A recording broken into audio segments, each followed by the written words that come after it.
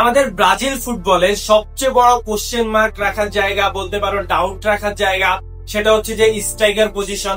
আমরা স্ট্রাইকার পজিশনে Gabriel Jesus থেকে স্বপ্ন দেখছি, আমরা ফিরমিনো থেকে স্বপ্ন দেখছি, তারপরে আমরা রিচার্লিসন থেকে স্বপ্ন দেখছি। আমি বলতে পারি যে রিচার্লিসন একটু ভালো ফুটবল খেলছে বা আমাদেরকে সবচেয়ে বেশি স্বপ্ন দেখাইছে, কারণ সে 2022 ওয়ার্ল্ড কাপে একটা দুর্দান্ত পারফরমেন্স করছিল। ওইখান থেকে 2022 ওয়ার্ল্ড কাপের পরে তাকে আমরা খুঁজেই পাইনি। ইনজুরির কারণ হইতে পারে, অফ ফর্ম হইতে পারে, বা সে ডিপ্রেশনে চলে গেছে, বা অনেক সিনারির কারণে তাকে আমরা খুঁজে পাইনি। লাস্ট ওয়ার্ল্ড কাপ বাছাই পর্বে যে দুইটা ম্যাচ ছিল কার্লো আনচেলত্তির আন্ডারে, সেই স্কোয়াডে সে ব্যাক করছে কিন্তু পারফর্ম করতে পারে না। ওইখান থেকে তাকে নিয়ে যে স্বপ্নটা আমাদের ছিল ওইটা মোটামুটি ভেঙে গেছে বললেই চলে। তারপরে এখন এই মুহূর্তে আমরা দুইজন ফুটবলারকে নিয়ে আমরা অনেক বেশি স্বপ্ন দেখতেছি, বা দুইজন ভিন্ন ধরনের স্ট্রাইকার আমরা ব্রাজিল টিমে দেখতে পাবো। একজন হচ্ছে ম্যাথিউস কুনা, আরেকজন হচ্ছে জোয়া পেদ্রো। এই দুজনকে কেন আমি একটু ডিফারেন্ট বলতেছি, ওই জিনিসটা আগে একটু বিশ্লেষণ করার চেষ্টা করি। তুমি যদি দেখো আমাদের এই টাইমের বর্তমানে সবচেয়ে ভালো স্ট্রাইকার কে, হাল্যান্ড, বলতে পারো যে লেওয়া। এদেরকে কি করে, এদের উইঙ্গাররা বা মিডফিল্ডাররা বল প্রোভাইড করে এবং ওরা ওইখান থেকে গোল স্কোর করে। যে জিনিসটা কিন্তু জোয়া পেদ্রো বা ম্যাথিউস কুনা একটু ডিফারেন্ট। তারা একটা টাইম শুধু যে স্ট্রাইকার পজিশনে খেলতে পারে এমন না, তারা কিন্তু ফলস নাইন বা বলতে পারো যে number 10 position, attacking mid position, এই পজিশনটাও খুব ভালো ফুটবল খেলে। যেটার কারণে হয় কি, যখন গেমটা চলে তখন ওরা শুধুমাত্র যে ডি বক্সের ভিতরে সীমাবদ্ধ থাকে এমনটা না, তারা মিডে এসেও বল ক্যারি করে, যেখানে তারা 1v1 এ অনেক বেস্ট। তাদেরকে তুমি দেখতে পাবা যে ডি বক্সের বাইরে থেকে দুর্দান্ত শট নিয়ে ক্রেজি গোল করতেছে। যেই জিনিসটা তুমি সবচেয়ে বেশি দেখতে পাবা ম্যাথিউস কুনার পা থেকে।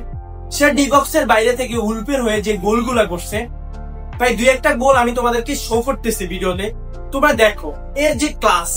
তার উপরে সে শুধুমাত্র যে একজন স্ট্রাইকার হিসেবে ডি বক্সের বাইরে থেকে বা ডি বক্সের ভিতর থেকে স্কোর করতে পারে এমনটা না, সে ফ্রি কিকে, কর্নার কিকে অনেক বেস্ট। তার উপরে যদি জোয়া পেদ্রোর কথাটা বলি, জোয়া পেদ্রোকে তুমি যদি এক্সপ্লেন করতে হয় বা খুব ভালোভাবে চিনতে হয়, তাহলে তুমি বেশি দূরে যেতে হবে না। লাস্ট চেলসি যে 3টা ম্যাচে জোয়া পেদ্রো চেলসির হয়ে ফুটবল খেলছে, ওই 3টা ম্যাচকে খুব ভালোভাবে দেখো। ওইখান থেকে তুমি বুঝতে পারবা যে জোয়া পেদ্রো কেমন লেভেলের ফুটবলার, সে কেমন ফুটবল খেলে। জোয়া পেদ্রোর বিষয়টা হচ্ছে, জোয়া পেদ্রো কিন্তু শুধুমাত্র যে অ্যাটাকিং মিডে বা ফলস লাইনে খেলতে পারে এমনটা না। João Pedro right wing, left wing, একাধারে মানে অনেকগুলা পজিশনে খেলতে পারে, যাকে বলতে পারে যে ভার্সেটাইল একজন ফুটবলার। সে ফরওয়ার্ড হিসাবে যে যথেষ্ট ভালো তা না, সে উইঙ্গার হিসাবেও যথেষ্ট ভালো।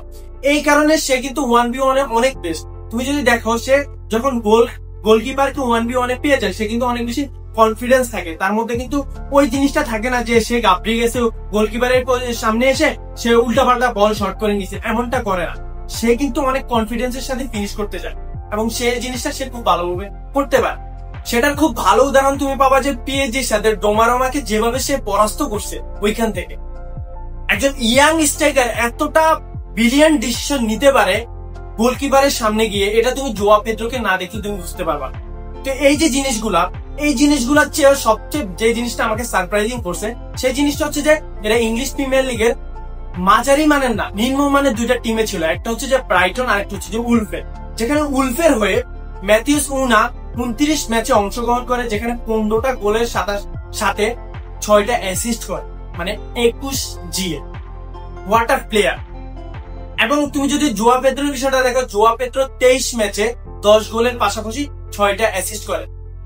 এই দুইজন ফুটবলার যে শুধুমাত্র স্ট্রাইকার পজিশনে এই টিমগুলোতে খেলছে এমনটা না, তারা কিন্তু অ্যাটাকিং মিডে থেকেও পারফর্ম করছে, গোল করছে।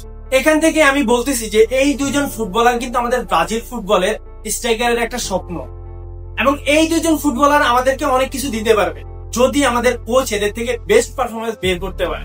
আর আমি কার্লো আনচেলত্তির উপরে বিশ্বাস রাখি, সে বেস্ট পারফরমেন্স অবশ্যই বের করতে পারবে বলে আমি মনে করি। এবং জোয়া পেদ্রো, ম্যাথিউস কুনা আমাদের নেক্সট নাম্বার 9 এর সবচেয়ে বড় সলিউশন হিসাবে আমি দেখতে পাইছি। এখন তোমার কি মনে হয় সেটা কমেন্ট বক্সে জানিয়ে যেতে পারো, এবং আমার কথাগুলোর সাথে তোমার কথা বা তোমার মতামত নাও মিলতে পারে, সেটাও কমেন্ট বক্সে জানিয়ে যেতে পারো। তাহলে ভালো থাকবেন, সুস্থ থাকবেন। আসসালামু আলাইকুম।